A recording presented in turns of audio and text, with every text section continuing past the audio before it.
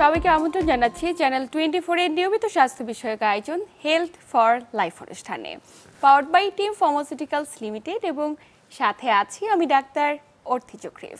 দর্শক, ত্বক মানবদেহের সবচাইতে সংবেদনশীল এবং গুরুত্বপূর্ণ একটি অঙ্গ। তবে ত্বক নিয়ে একজন ব্যক্তি কী কী ধরনের জটিলতার সম্মুখীন হতে পারে, পাশাপাশি আমরা সাম্প্রতিক সময় লক্ষ্য করছি বিশ্বব্যাপী জনমনে আতঙ্কের অন্যতম একটি কারণ এমপক্স। বিশ্বব্যাপী যেন এর আক্রান্তের ঝুঁকি ক্রমাগত বেড়েই চলেছে, এবং সারা দেশে এটি নিয়ে আক্রান্তের কারণগুলো কি কি হতে পারে এবং কি করেই আমরা নিয়ন্ত্রণে রাখতে পারি এই এমপক্সকে। দর্শকের সকল বিষয় নিয়ে বিস্তারিত আলোচনায় আজ স্টুডিওতে আমাদের সাথে উপস্থিত আছেন ডাক্তার এম এ হামিদ, যিনি সহকারী অধ্যাপক, চর্ম ও যৌনরোগ বিভাগ, মুক্তা মেডিকেল কলেজ ও হাসপাতাল। স্যার, স্বাগত আমাদের আজকের আয়োজনে। শুরুতেই আমি ধন্যবাদ জানাই চ্যানেল 24 এর কলাকুশলী এবং কলাকুশলীদেরকে, যারা আমাকে এই অনুষ্ঠানে দর্শকদের সামনে কিছু বলার সুযোগ দিয়েছেন। স্যার, আমরা তো হঠাৎ করে দেখা যাচ্ছে বৃষ্টি হচ্ছে সারা দেশে, আবার কখনো তীব্র গরম। এই যে গরম এবং ঠান্ডা কিংবা বৃষ্টির মাঝামাঝি যে সময়টি আমরা এখন অতিবাহিত করছি, আসলে ত্বকে কি কি ধরনের জটিলতা হতে পারে শুরুতে জানবো। হ্যাঁ, ত্বক নিয়ে যদি বলি তাহলে বলতে হয় যে ত্বক হচ্ছে আমাদের বাইরের পরিবেশের সাথে আমাদের শরীরের যে ভারসাম্য সেটা মেনটেন করে, এবং ত্বকের অনেকগুলো কাজের মধ্যে হচ্ছে যে আমাদের শরীরের ভেতরের যে পরিবেশটা সেটাকে সুষ্ঠু এবং সুন্দরভাবে বজায় রাখার জন্যে বাইরের পরিবেশের সাথে সাযুজ্য বা সম্পর্ক মেনে চলে।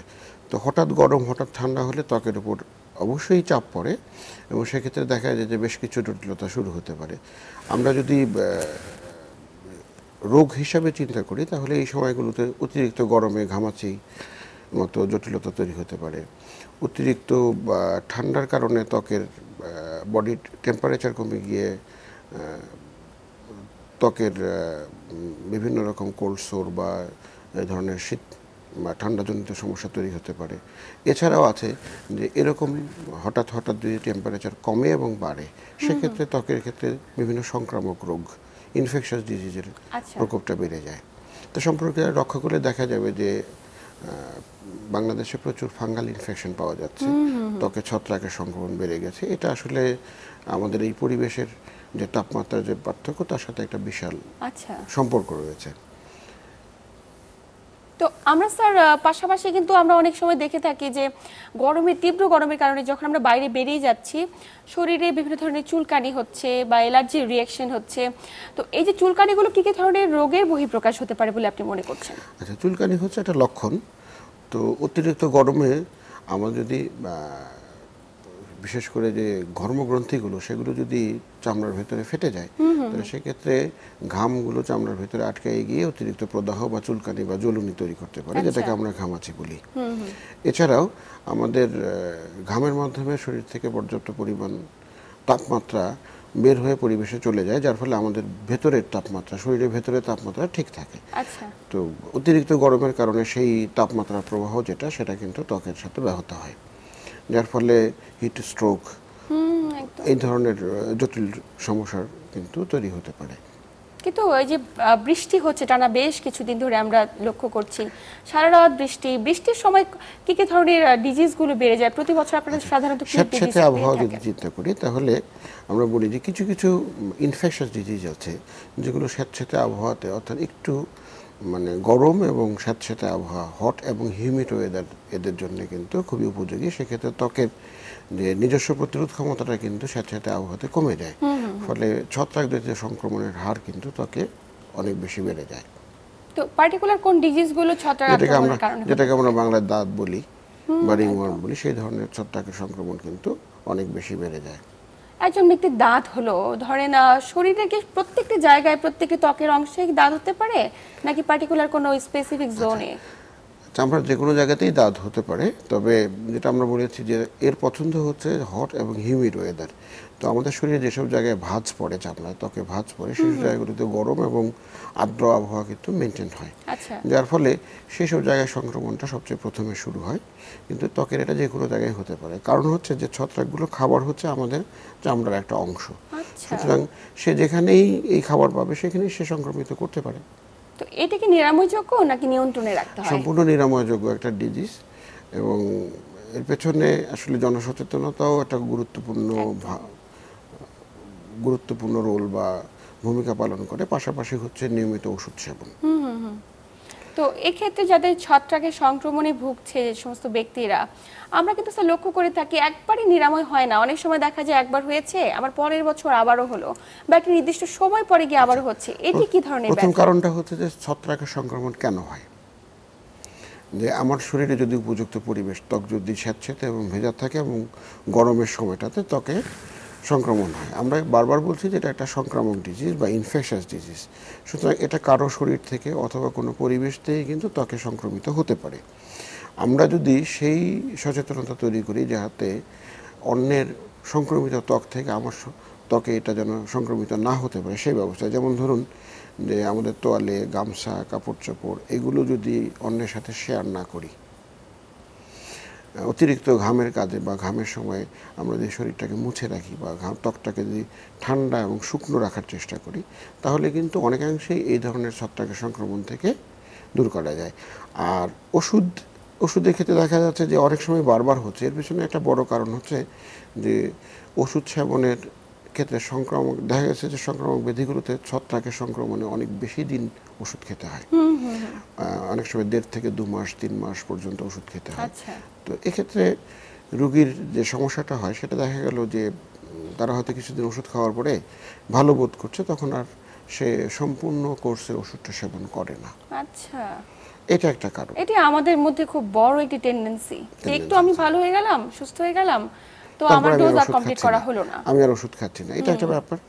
তারপরে হচ্ছে যে সঠিক চিকিৎসার জন্য সঠিক জায়গায় না যাওয়া। একদম, যে সমস্যাটা চর্মরোগ বিশেষজ্ঞ আসলে সবচেয়ে ভালো করে বলতে পারবেন যে এটা আসলে কতদিন ধরে আমি চিকিৎসা দেব। তো আমাদের দেশে চিকিৎসক তো আসলে আমরা সবাই, যে ওষুধের দোকানদার থেকে শুরু করে পল্লী চিকিৎসক থেকে শুরু করে সাধারণ মানুষ পর্যন্ত সবাই আমরা চিকিৎসক। এবং আরো একটা বিষয় যে আমার পরিবারের কারো হয়তো বা কোনো একটি স্কিনের ডিজিজ হয়েছিল, আমার অন্যভাবে উপসর্গগুলো প্রকাশ পাচ্ছে কিন্তু একটি উপসর্গ মিলে গিয়েছে, তো আমাকে সাজেস্ট করা হচ্ছে, বা বেশিরভাগ আমাদের আমি সেটাই বলতে যাচ্ছি যে আমরা আসলে সবাই চিকিৎসক, যে আমি তো এটা দিয়ে সুস্থ হয়ে গেছি, এই মলমটি ব্যবহার করে একদমই ভালো হয়ে যাবে। সেটাই, কিন্তু আসলে সেই রোগটা হয়তো সম্পূর্ণ ভিন্ন রোগ, যে ক্ষেত্রে হয়তো দেখা গেল উপকারের থেকে ওই মলমটা ক্ষতির কারণ হতে পারে। তো আমাদের এই ক্ষেত্রে একদমই সচেতনতা বৃদ্ধি করাটা তাহলে এখানে কথা দাঁড়ালো সেটা হচ্ছে যে জনসচেতনতা, নিজের সচেতনতা এবং স্বাস্থ্য সচেতনতার কোনো বিকল্প নাই। সেইটা যদি আমরা মেনটেন করতে পারি তাহলে অর্ধেক বা তারও বেশি রোগ আমরা প্রতিরোধ করতে পারি। রোগ যদি না হয় তাহলে চিকিৎসার তো প্রয়োজনই নেই।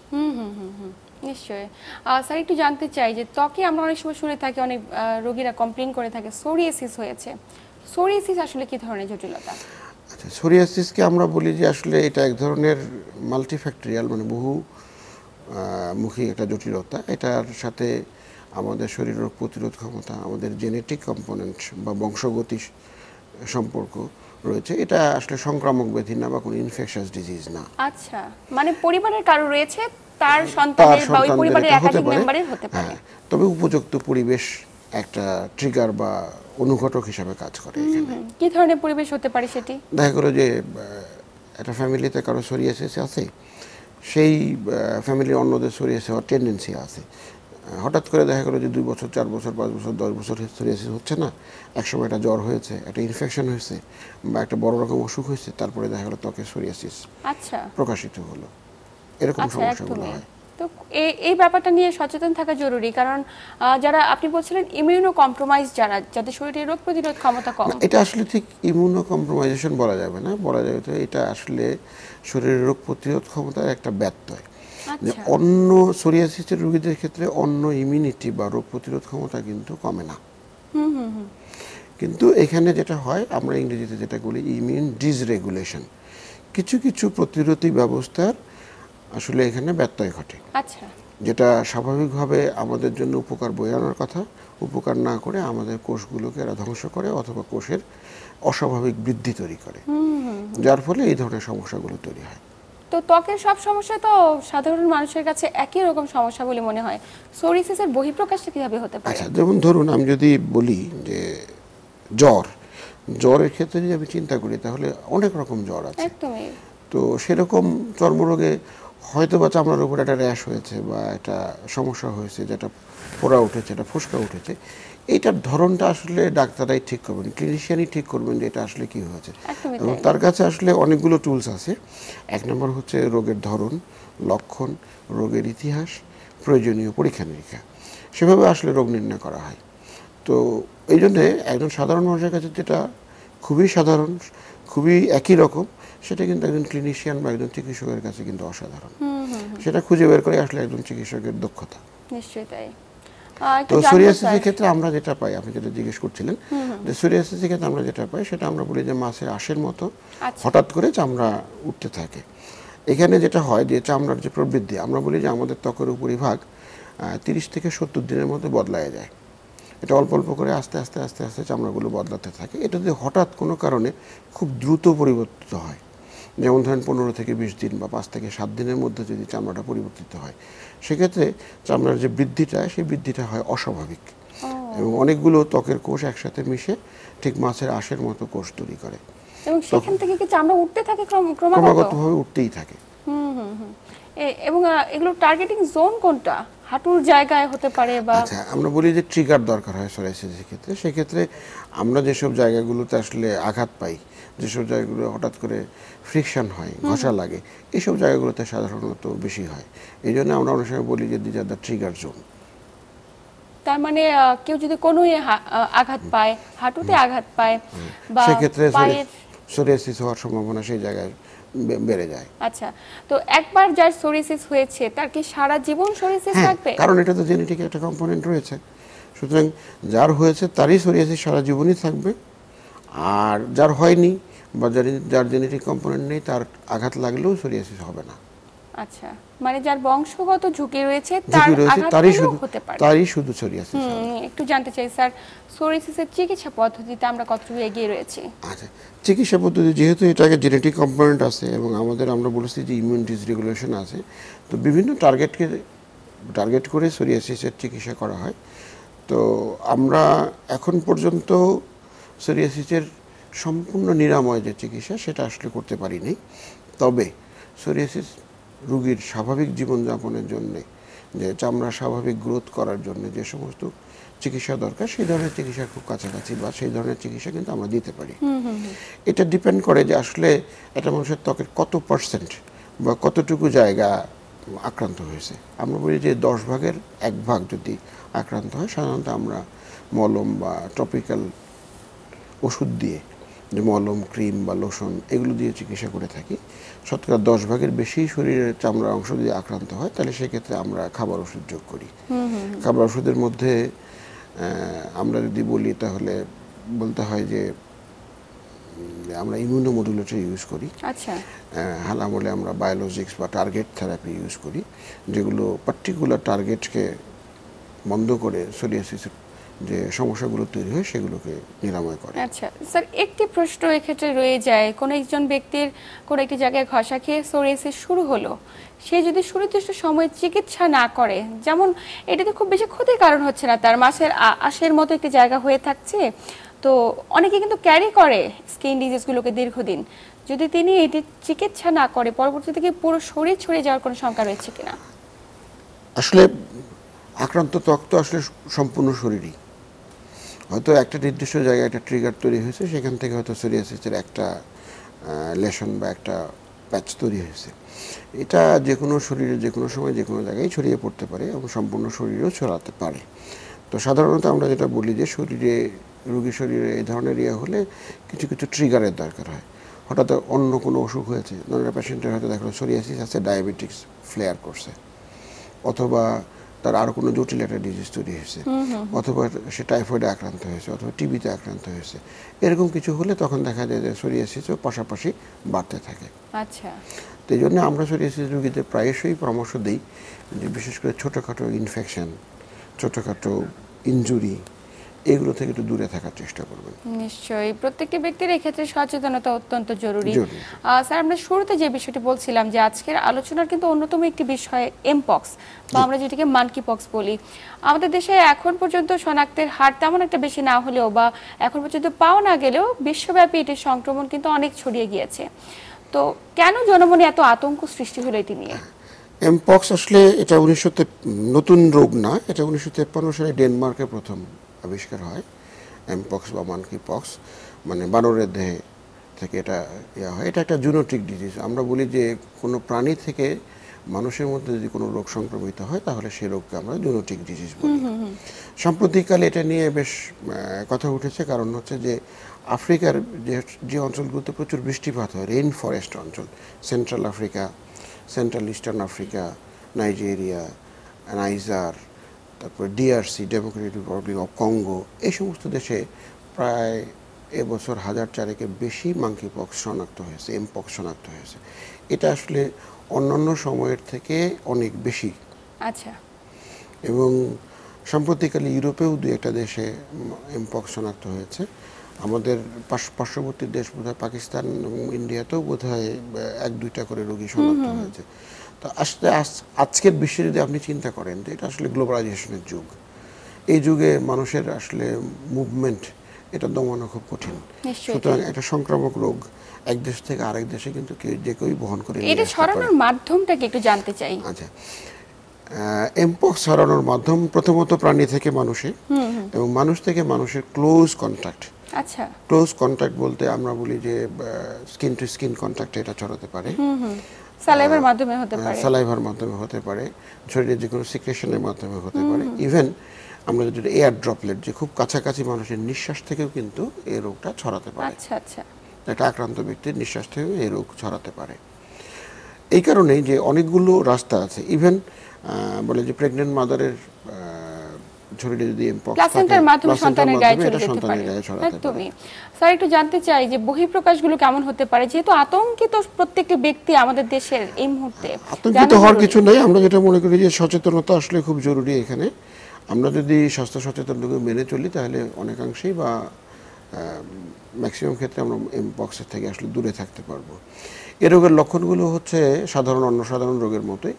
ম্যাক্সিমাম রোগীদের ক্ষেত্রে এটা জ্বর আসতে পারে, 3-4 দিনের জ্বরের পরে স্কিনে র্যাশ হয়। প্রথমে লালচে র্যাশ তৈরি হয়, এটা আস্তে আস্তে ফোসকা পড়তে পারে, ফোসকাটা এসে পরিষ্কার পানি থেকে আস্তে আস্তে পুজ সহ ফোসকা পড়তে পারে।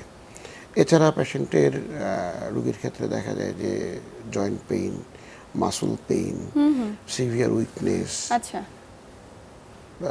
তারপরে যেটা যে পেশাব এবং পায়খানা করতে কষ্ট হওয়া বা ব্যথা হওয়া, এই ধরনের সমস্যা হতে পারে। কিন্তু স্যার, আমরা তো জানি যে টাইফয়েড, ডেঙ্গু, ম্যালেরিয়া কিংবা অন্যান্য জ্বরগুলোর ক্ষেত্রেও বহিঃপ্রকাশ অনেকটা এরকম।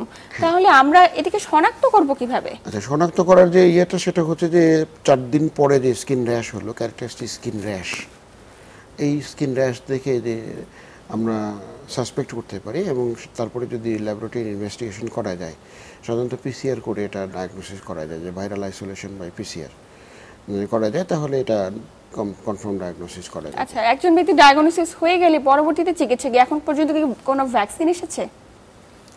হ্যাঁ, এই ভাইরাসটা আসলে বলা হয় যে এটা আসলে ভেরিওলা বা স্মল পক্স, যেটা আগে আমাদের সারা বিশ্ব থেকে যেটা ইরাডিকেটেড হয়ে গেছে, তারই ছোট ভাই বা অ্যানিমেল গ্রুপের একটা ডিজিজ। তো এখন পর্যন্ত দেখা গেছে যে স্মল পক্সের যে ভ্যাকসিনগুলো আছে সেই ভ্যাকসিনগুলো কার্যকরী হবে, খুবই কার্যকর। আচ্ছা, এবং এটা ভ্যাকসিনেশন ওয়ার্ল্ড ওয়াইড প্রচলিতও আছে, তবে সবাইকে না, কারণ হচ্ছে যে এটা আসলে খুব বেশি ছড়ায় না। যারা খুব রিস্কের মধ্যে আছে এইসব পার্সোনালদেরকে ভ্যাকসিন দেওয়ার আছে। 2 ধরনের ভ্যাকসিন পাওয়া যায়, একটা হচ্ছে মডিফাইড ভাইরাল ভ্যাকসিন, আর একটা হচ্ছে live attenuated monkey pox vaccine, small pox vaccine.